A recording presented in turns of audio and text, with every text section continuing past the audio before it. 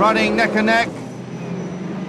Here's the Ferrari of Eric van der Poel sharing with Wayne Taylor, and that car had been handling very badly from the beginning, and the team's still trying to work out what the problem was, but possibly it's something with the rear suspension, maybe even a loose wheel. The Nissan cars prepared by TWR, of course responsible in the past for the Jaguars, which dominated this race. They came here last year, suffered problems with the oil coolers. They had done an enormous amount of testing. The Japanese driver Takashi there explaining to engineer Richard de Villa about the handling of that particular Courage.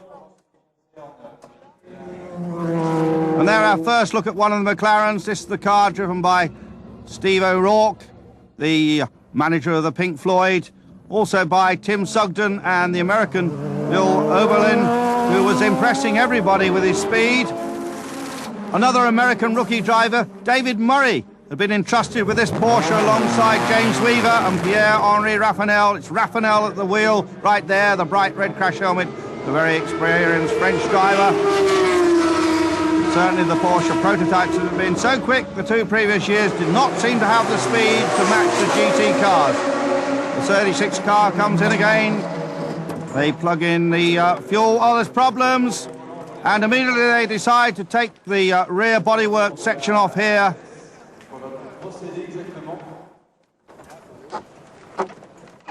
It's just 2 hours into the race. The Mercedes look as if their challenge may already be over.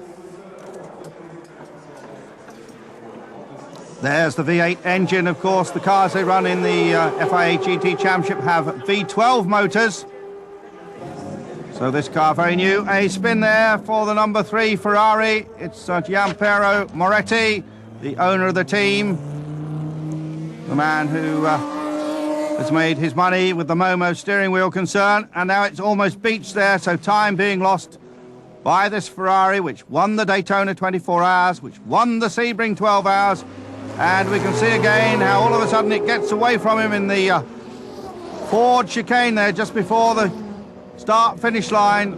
Car spinning off into the gravel. And problems for the Wendlinger Duez Weissman Chrysler Viper. That car being pushed in. Viper apparently suffering from some electrical failure, but the Momo Ferrari is able to rejoin the fray. Meanwhile, at the front still, it's Toyota. Already one of their rivals, Mercedes-Benz, out. Both cars retired with the same problem with that engine pump. And a spin again, Pierluigi Martini, the former Grand Prix driver, having a very torrid time indeed.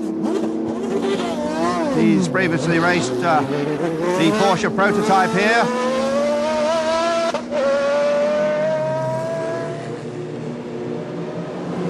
Always at the mall, the speed differential. And no question of doubt about who's the fastest on that trio. It's the Toyota, licking flames there. The garage door has already come down at Mercedes-Benz. It's just 2 hours into the race. But meanwhile, there's still a superb battle going on. Toyota versus Porsche now.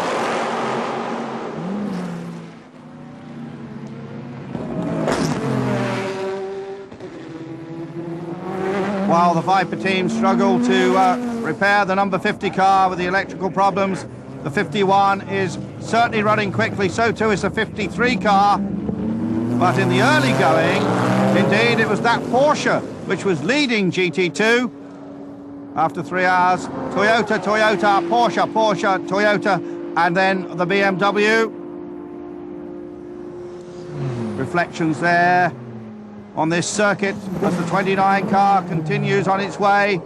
But problems for BMW. Johnny Cecotto, the former 350cc motorcycle world champion, comes in on the radio to inform that there is a problem. Bad vibrations at the front end of the car.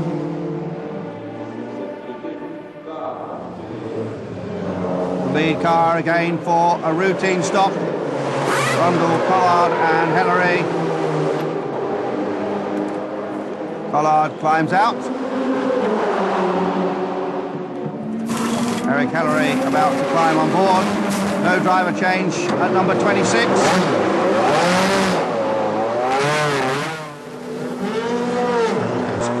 In fact, an engine very similar to the one that the team have been running for a number of years.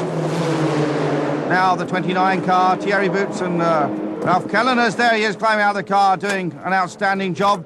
Yannick Dalmas, a 3 times winner here, looks on. He's driving for Porsche.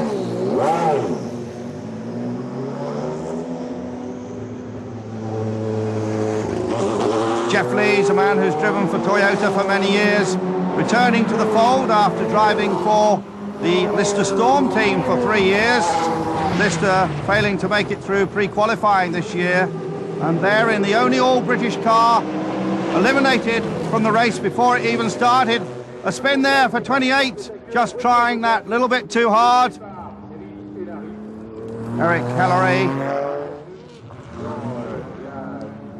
finally gets it underway, but little unforced errors like that can cost precious minutes here at Le Mans.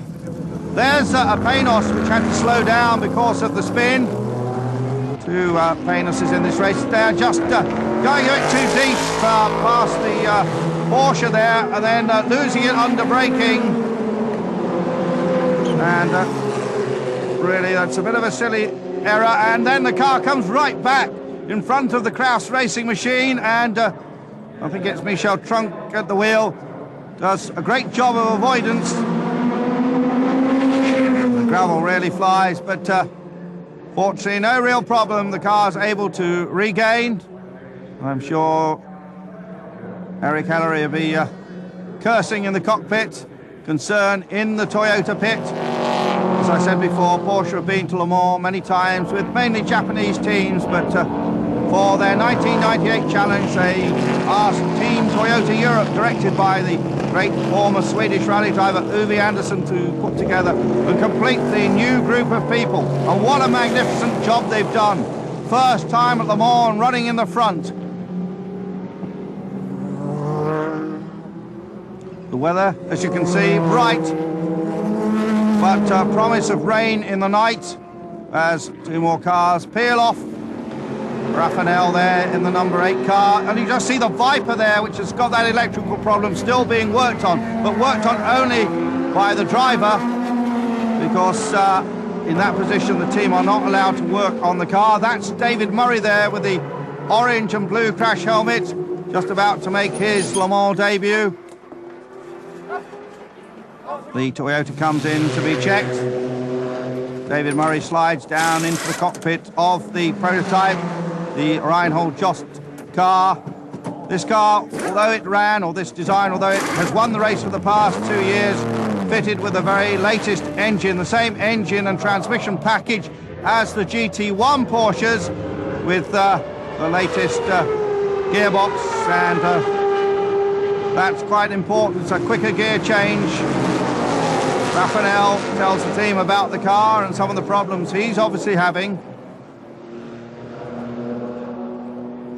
Work here on the 28 car, and looked to me as if they were about to bleed the brake system. Maybe that was the cause of that problem we saw. Certainly you wouldn't expect a car to weave from side to side under braking like that. And indeed, yes, the brakes being bled. Of course, this will cost quite a bit of time. Collard back at the wheel.